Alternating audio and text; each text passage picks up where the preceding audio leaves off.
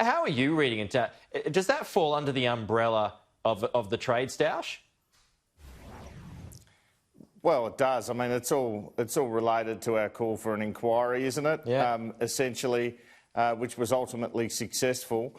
The government people were downplaying it last night, saying we've had this before. That's what they say about the trade tensions as well. And the students still come. They just ignore the warnings. But there's no doubt this is continuing to be an issue of concern. Maybe not so much concern right now, given the students can't get in anyway if they're not here already. But there will come a time when they'll look to reintroduce international students and quarantine them, I imagine. And so it's less than ideal, put it that way. You know, the government here is sort of waiting for the next hit from China, but they know that China needs our iron ore and coal, and that's the biggest exports, and that's not in doubt. But the most concerning thing was always when the ambassador to Australia said we could tell the Chinese people might decide not to have Australian wine, food, or indeed come and study here. So, look, I think there's a long way to go in this story. OK, on to unemployment. The Treasury Secretary admitted yesterday that it's not as bad as he might have thought. So does that mean that unemployment of 10% is out the window, Andrew?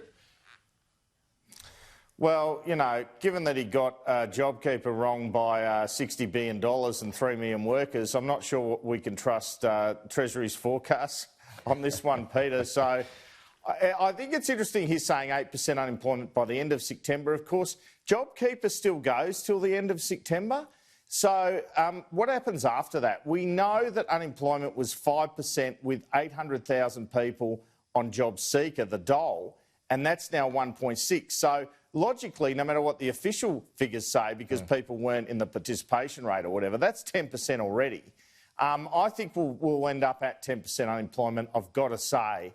And that's why it's going to be important, the sort of policies that come out the back of this. But the most important thing now, in terms of helping that situation, is for the restrictions to be lifted, and including state border restrictions. That's really key to get people back to work at the moment, as we heard earlier in your program. And you'd have to think, I mean, the various premiers have taken a hardline approach, but would you have thought that it'll be happening sooner rather than later? I know September has been the month that has been forecast as when, you know, Queensland or WA or South Australia is going to open up their borders.